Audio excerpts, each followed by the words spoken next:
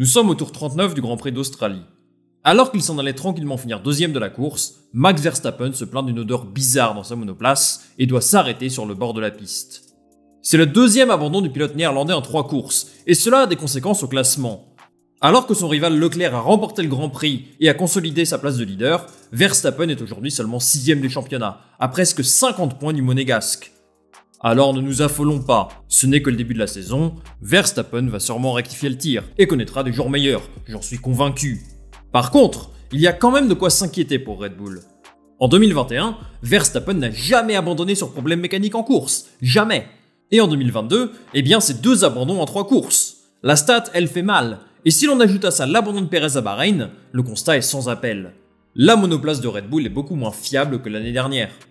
D'ailleurs, Max Verstappen a des mots durs pour son écurie. Nous sommes déjà loin derrière Ferrari. Mais comment ça se fait ? Comment une voiture aussi solide l'année dernière est-elle aussi problématique seulement quelques mois plus tard ? Cette situation est-elle irréversible ? On va répondre à ça dans cette vidéo et on commence tout de suite.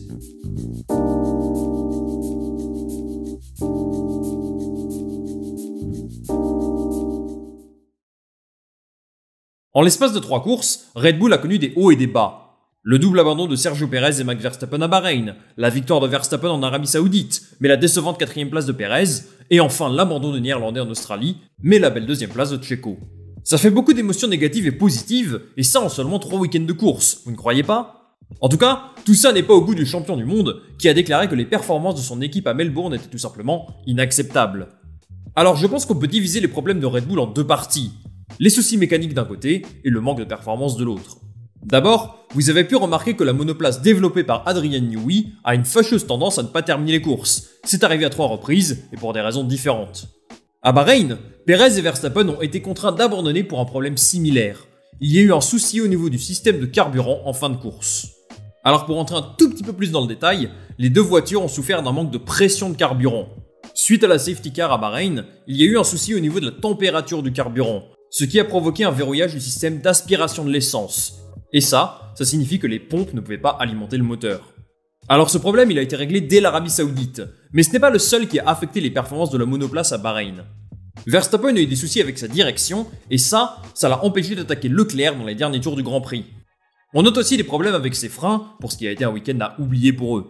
En Arabie Saoudite, ça a été largement mieux, puisque Checo et Max étaient très proches du niveau des Ferrari, même si le néerlandais s'est plein de soucis d'adhérence en qualif. Mais bon, il a gagné le Grand Prix, et je pense qu'il était quand même satisfait. Enfin, en Australie, la monoplace de Verstappen a à nouveau connu un problème au niveau de l'alimentation en carburant. Mais selon Christian Horner, le problème est bien différent de ce qu'on a pu voir lors de la première course.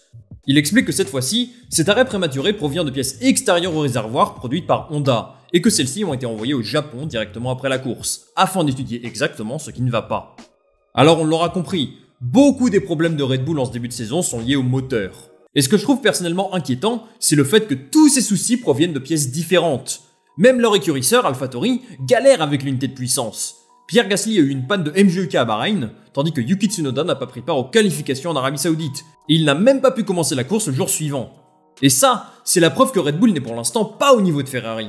Binotto et sa bande ont pour l'instant des performances moteurs solides. Tout va très vite en Formule 1, et ça peut changer, mais pour le moment, c'est positif pour la suite. Finalement, Red Bull a de quoi s'inquiéter parce que là, on ne parle pas d'une défaillance technique isolée qui ne se reproduira pas, non. Là, ils connaissent une série de problèmes qu'ils ne sont pas sûrs de pouvoir résoudre. Parce que très clairement, ce qu'a connu Verstappen en Australie, il ne s'y attendait pas. Et continuer à avoir ce genre de défaillance moteur après 3 Grands Prix, c'est le signe d'une écurie qui ne comprend pas bien cet aspect de la monoplace. Le problème vient de l'unité de puissance, ok, ça c'est clair. Mais Christian Horner a confirmé que les difficultés rencontrées par les 4 voitures motorisées par Honda ont toutes des explications différentes. À ce stade donc, ce n'est pas la compétitivité de la voiture qui est le plus remis en question, mais bien la capacité de Red Bull à finir les courses. Pourtant, en plus de ces problèmes techniques, Red Bull a également des soucis évidents de performance. Alors disons-le, Verstappen et Perez ont fait du bon boulot en se qualifiant en 2ème et 3ème position en Australie.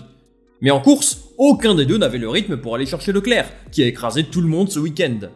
Il faut accorder du mérite à Ferrari, qui avait en Australie une voiture extrêmement compétitive, sur un tracé qui lui convient. Pour autant, il me semble que la monoplace de Red Bull aurait pu être à un bien meilleur niveau. Avant son abandon, Verstappen n'avait pas le rythme de Charles Leclerc, loin de là. Déjà, ils n'ont pas été aidés par la suppression d'une zone de DRS au dernier moment, qui aurait pu favoriser les caractéristiques de sa voiture. Enfin, on a pu observer un phénomène de graining sur le pneu médium, qui se dégradait beaucoup plus vite que ce qu'ils espéraient, surtout sur l'avant de la voiture, mais aussi à l'arrière. Pour contrer ça, Red Bull a apporté des modifications sur son aileron arrière le samedi, ce qui a réduit significativement l'avantage de vitesse qu'ils ont généralement en ligne droite par rapport à Ferrari.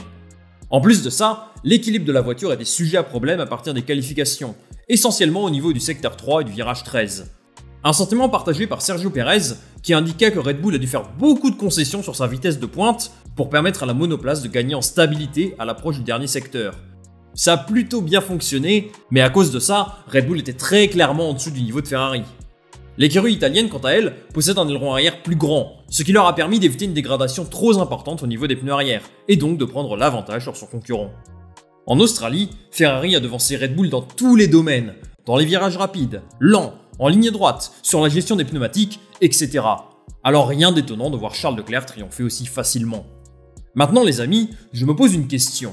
Red Bull est-il capable de se relever? Comment peuvent-ils résoudre leurs problèmes et seront-ils à nouveau au niveau de Ferrari en Italie? On répond à ça tout de suite.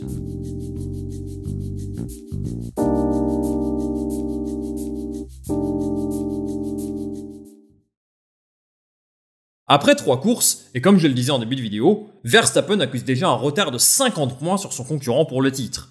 Inquiétant, vous ne croyez pas? Bon, selon moi, pas si inquiétant que ça. 3 GP c'est quelque chose, mais finalement, ça ne représente que 13% du total des 22 courses prévues.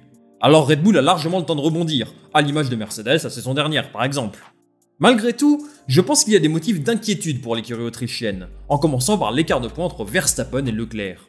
Depuis l'introduction des week-ends de Grand Prix à 25 points, en 2010, jamais aucun pilote n'a réussi à rattraper un retard de plus de 40 points, à l'exception de Sébastien Vettel en 2012, alors qu'il luttait pour le titre contre Fernando Alonso.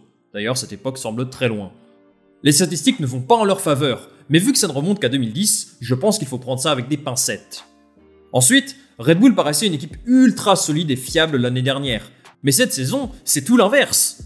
Souvenez-vous de l'époque moteur Renault, où Verstappen et Ricciardo abandonnaient tout le temps. Là, en ce début d'année, ça me donne un petit peu la même sensation qu'à l'époque, même si les problèmes sont indéniablement différents. Verstappen disait à la fin du week-end qu'il n'avait absolument rien de positif à tirer de sa course, tant la Red Bull semblait à la ramasse par rapport à la Ferrari. Et moi, je suis totalement d'accord avec lui. Parce qu'il y avait 20 secondes d'écart entre Sergio Pérez et Leclerc à l'arrivée. Il a passé plus de temps à se battre avec les Mercedes que réellement être une menace pour Leclerc. Autant il y aura des week-ends à la faveur de Ferrari, d'autres à celle de Red Bull, mais là un écart aussi important, c'est chaud. Un autre motif d'inquiétude pour Red Bull, ce sont les performances des concurrents de Leclerc, à commencer par Carlos Sainz. Dans ma preview du week-end, je vous disais que le Grand Prix d'Australie pouvait déjà être décisif pour Carlos Sainz, comme dirait Denis Brognard. Et bien là, il a connu le pire week-end possible en ne marquant aucun point et en voyant son coéquipier réaliser un grand chelem. Alors si je vous dis ça, c'est parce que Ferrari pourrait déjà être tenté de favoriser Leclerc pour le championnat, au niveau des stratégies d'équipe. A l'image d'un Perez ou d'un Bottas l'année dernière, si Carlos se retrouve trop loin de Leclerc au classement, eh bien je pense que Ferrari l'utilisera comme un deuxième pilote pour couvrir les stratégies de Red Bull, et permettre à Leclerc de prendre un maximum de points.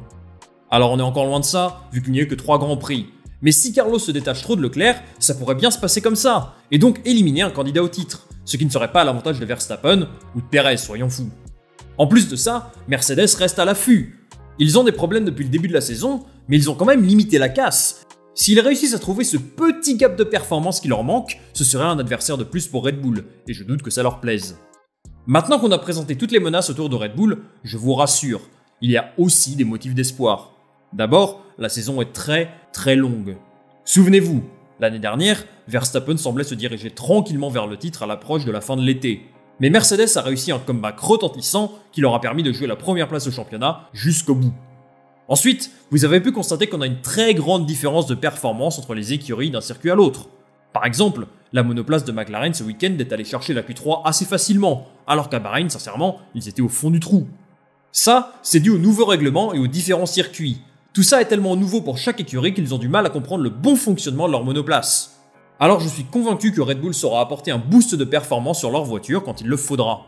Enfin, et je pense qu'on a tendance à l'oublier, la monoplace de Red Bull est très bonne. Ok, il y a eu des soucis de fiabilité et c'est un énorme problème, mais sans ça, il serait largement au niveau de Ferrari au classement. À Bahreïn, il n'était pas loin du tout de Leclerc et Sainz, et c'est pareil en Arabie Saoudite. Alors si ta monoplace n'est pas capable de finir la course, ça ne sert à rien.